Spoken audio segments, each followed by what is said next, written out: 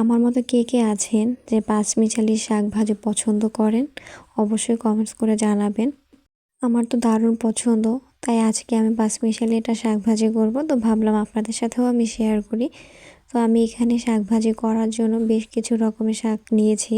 লাল শাক, কলমি শাক, সেচি শাক, পুঁই শাক, কচু শাক, আরও কিছু শাক ছিল। তো এগুলো ভালোভাবে কেটে ধুয়ে পেঁয়াজ, লবণ আর মরিচ দিয়ে হালকা সিদ্ধ করে নেব। অল্প কিছুক্ষণ ঢেকে দেওয়ার পরে আমি এর ঢাকনাটা খুলে নেব, না হয় সবুজ শাকটা লাল হয়ে যাবে, যার জন্য আমি ঢাকনাটা খোলাই ফেলছি। এখন কিছুক্ষণ সময় নেব এটা সিদ্ধ হওয়ার জন্য।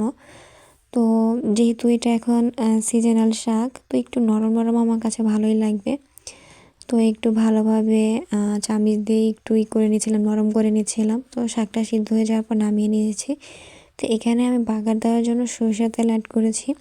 ভালোভাবে গরম হওয়ার পরে আগে আমি মরিচটা ভেজে নিব, এরপরে এটার মধ্যে আমি রসুন দিয়ে দেব। তো আমি জানি না কে কীভাবে ভাজিটা করেন, আমি যেভাবে ভাজি করেছি সেভাবে আপনাদের সাথে শেয়ার করলাম।